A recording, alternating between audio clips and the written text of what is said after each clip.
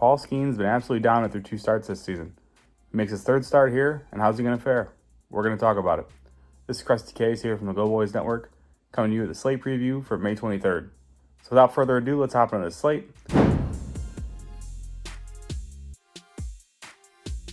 The first one is probably the most important one, in my opinion. The Seattle Mariners taking on the New York Yankees. This is Luis Castillo versus Luis Gil. And man, oh man, is this Seattle team bad. We see it, time and time again. K rate is through the roof, and it really doesn't seem like it matters who's pitching against them. You get Luis Gil off of the 14K outing against the White Sox, so obviously you can expect his line to be a bit inflated here. It is currently 7.5 -118 on FanDuel, and for me here, I think you look at the over or nothing. This Mariners team, as I mentioned, 28% K rate versus right-handed pitching last 2 weeks. On the season, it's right around the same, about 30%. Metric-wise, they're bottom 5 in chase contact and zone contact. So just a team you want to target for strikeouts, time and time again. So for me here, I love Luis Gil K's. I think it's a great look. If I had to pick a side, I'm rolling with the Yankees. Luis Castillo, I like him, but on the road, he's just not nearly as good. Hasn't been nearly as lights out. And I like this Yankees team to get the job done at home. Gil looked really good against the White Sox. Gets another spot here where, while the Mariners are a bit more patient, if he just pumps his fastball with the way this team whiffs, there's no reason why he can't dominate once again. So give me the Yankees on the money line here. Give me Luis Gil K's, and I think we see another big outing from him.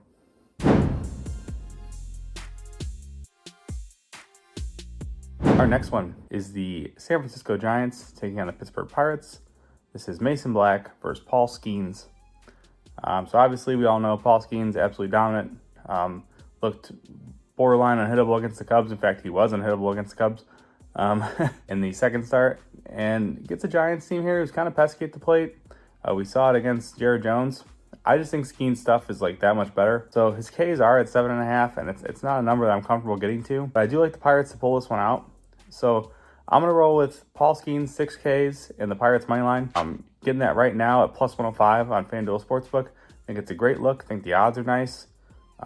It's a great spot for him, in my opinion, to get some Ks, because you get a Giants team that on paper, they are pretty K adverse, but you look at the righties they faced, the body of work, and it's just not there, in my opinion.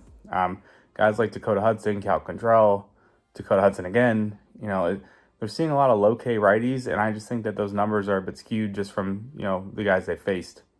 So I expect Skeens, especially, first time for the Giants seeing him, to have some success. Probably, I think 6 Ks is well within the range here, in my opinion.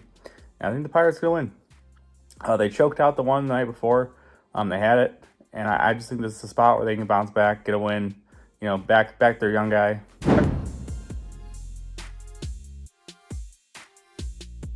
Our next one is the Texas Rangers taking on the Philadelphia Phillies. This is Andrew Heaney versus Zach Wheeler, and I'm probably sounding like a broken record at this point, but you got to give me the Phillies. I'm just going to keep backing them. How do you not? Team's the hottest team in baseball. They're hitting consistently night in and night out. And, one of the best pitching staffs in all baseball, one of the best lineups in all baseball, and it just continues to show. Andrew Heaney, lefty, hasn't been great this season. He's pretty much been how he has been his whole career. Middle of the pack kind of guy, just a guy that's going to take the ball every 5 days and give you 5-6 innings, hopefully. But I love the Phillies here. He's, as I mentioned, Heaney's a lefty. Phillies are crushing lefties. Wheeler, he's kind of struggled a bit, this season. Definitely hasn't been as dominant as we've seen in years past. But again, you're getting a Rangers team that, as we all know, just not hitting right now. This team just super inconsistent at the plate, not putting it together. And I like Wheeler to kind of take advantage of that. Good spot for him to be aggressive, in my opinion. Because like I said, you're getting a team that just is really lacking in confidence at the plate. So give me the Phillies here. I can't take the money line because it's way too juiced. But I'm going to run the -1.5, currently plus 100. I think it's a great look. I love the odds. Getting even money for that. And in terms of Ks, I lean Heaney under just because I think he gets touched up. I think this Phillies team can, really make him work. Wheeler, I don't love over or under personally. Metric-wise and number-wise, I would lean under. But for me, Wheeler's one of those guys who, if he's on, he can rack it up against anybody. So probably a pass for me on Wheeler. But I love the Phillies -1.5 here.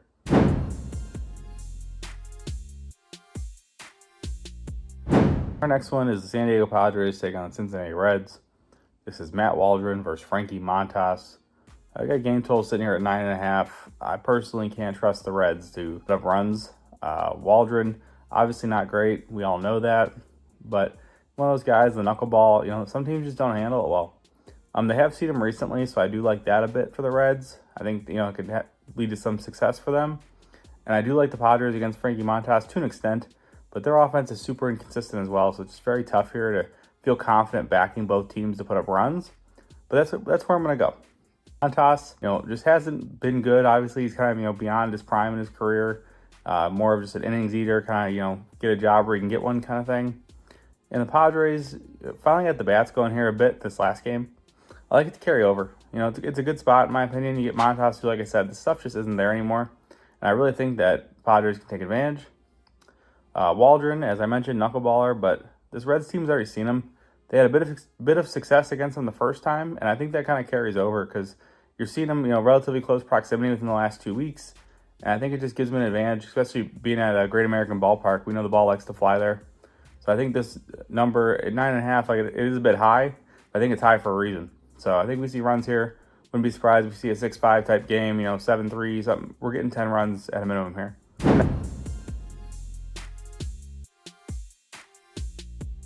Next one is the Atlanta Braves taking on the Chicago Cubs. This is AJ Smith-Shaver versus Ben Brown. This is an interesting matchup here. You get two young pitchers. Braves still favored on the road, which I'm not super surprised it's the Braves, but maybe a little bit because I feel like Ben Brown's are pretty good. For me in this one, I'm going to roll with the Cubs. So Ben Brown's going to probably go 4, maybe 5 innings if it's clean and relatively efficient. And then before they turn over to the bullpen, I'm expecting like Hayden Wesneski out of the pen, or one of those type guys who, in my opinion, has the stuff to be a good bridge to the back end of the bullpen. So I think the Cubs can get to Smith-Shaver. Yeah, he wasn't good last season when he pitched, and I just expect him to get touched up here. They're going to be begging for anything other than Max Fried after what happened to him in this last game. So I like them to get the bats going here. This is a good spot to kind of bounce back after Fried pretty much shut him down the entire game. Like I said, Ben Brown, he's impressed me. He's looked really good. He's had some tough matchups so far this season and really rose to the occasion outside of 1 or 2 bad innings. So Braves, obviously, it's a scary premise trying to fade them here, but I just think it's a good spot, and I like the plus money at home.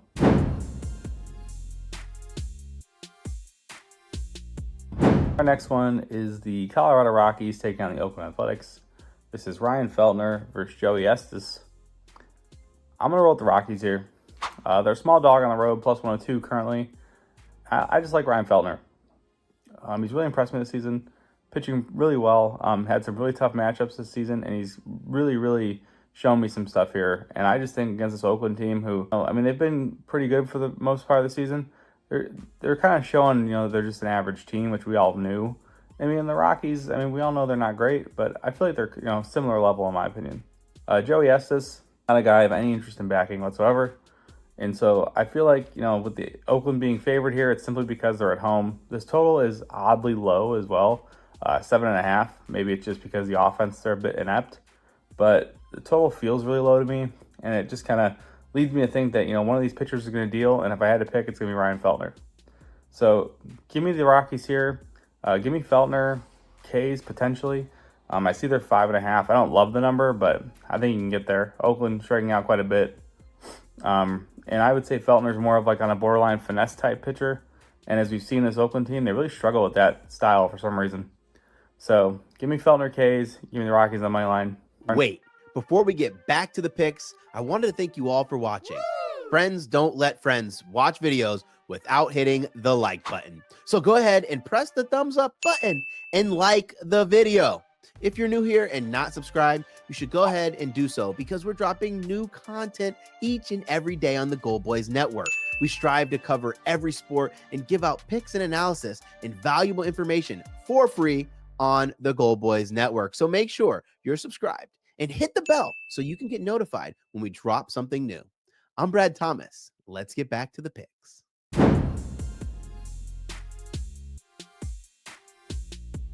Our next one is the Toronto Blue Jays taking on the Detroit Tigers. This is Kevin Gausman versus Jack Flaherty. And man, this line, when I first saw it, it just seemed incredibly weird to me. So you have the Blue Jays and Kevin Gausman on the road, minus 118 favorite. Knowing how Flaherty has pitched as of late, and knowing how Gausman has pitched pretty much this whole season, why isn't Flaherty favored at home? That's my question. So to answer that question, I'm going to tell you I'm going with Toronto. This line to me feels pretty telling. Like I said, Gosman on the season has been getting absolutely crushed. A ton of hard contact allowed. We see it time and time again. Guys are barreling at the ball, putting the ball in play, causing problems. He's walking guys. It just hasn't looked like the Gosman we're used to seeing. Jack Flaherty, on the other hand, has been reborn in Detroit. This guy has been absolutely incredible this season. K stuff looks fantastic. He's pitching deep into games. He's been borderline lights out, and he's at home and he's a dog. Like I said, in my opinion, this line should be flipped. In my opinion, Tigers should be favored at home with Flaherty, just given the state of both these pitchers. But to see Gosman open as a favorite, I have to go that way. Give me the Blue Jays on the money line. It's probably not going to be popular. People aren't going to like it because it's definitely not a side that people want to be on with how bad Gosman's been. But with the way this line is, I have to go there. It makes sense to me. In terms of Ks, I don't love Flaherty's. Toronto's just been really, really good at the plate lately. Chase contact, 73% over the last 2 weeks, which is insane. Zone contact around 88%, also insane. And they're just doing a great job putting the ball in play. So Flaherty, obviously, we saw him, mow down Houston. So he has stuff that he can get these teams that don't strike out. But Toronto's one of those teams who puts the ball in play pretty early. Doesn't see a lot of two-strike counts. And so if you're not seeing two-strike counts, obviously you're not generating strikeouts because you can't get to strike 3 if you never get to strike 2. So that's one of the reasons I'd probably be off Flaherty here personally, unless the number's just like ridiculously low. And I do like Gosman though. This Tigers team, as we've seen, K percent above league average, around 25% for right-handed pitching. And they're kind of regressing to like where I expected them to be when the season started. Chase contact is way down. Zone contact, surprisingly, is still up, but I think it's just going to continue to fall as they start to face some of these better pitchers. Reagan's absolutely ran it up against them. And plus, you have them in a decently tough travel spot here. You're not traveling far, but you do have to travel. So they did just play the Royals. They got absolutely pieced up by Cole Reagans. And I just think coming home here, with no rest, I just think Gosman can take advantage. I think the Blue Jays can take advantage, and they get a big win here. Hey guys, I just want to give a quick reminder that new users can bet $5 at FanDuel on any of the bets in this video and win $150 in bonus bets if the bet wins. Now let's get back to the bets.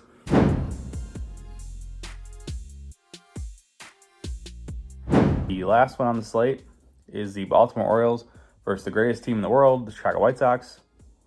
If you didn't know, I am a Chicago White Sox fan, unfortunately. This is Grayson Rodriguez versus Mike Clevenger. In Baltimore here at a minus 250, and I don't see anywhere else to go because the White Sox are a poverty franchise. So I am going to roll with G-Rod and the Baltimore Orioles. I'm going to go with these 6 Ks and a win. It's right around even money, plus 102 currently. And I think it's a great look. So this White Sox team, by and large, actually has not been super K, friendly. But I just, against G-Rod with the velo and his ability to throw the changeup, I think it's just a really tough spot for them. So I'm going to roll with the Orioles. Like I said, I think G-Rod can rack them up. No Eloy, so Deloach will be in the lineup, which is a big K target. Just a great spot for the Orioles. Great spot for G-Rod to rack them up. I think they get a big win. I think G-Rod has a ton of Ks, and the White Sox continue to just melt. That does conclude our slate, though. If you guys do me a favor, drop a like, drop a comment. Let me know what you guys are playing. As always, you get all my plays at goldboys.com. If you have a gaming problem, don't 100 Gambler. Thank you, guys.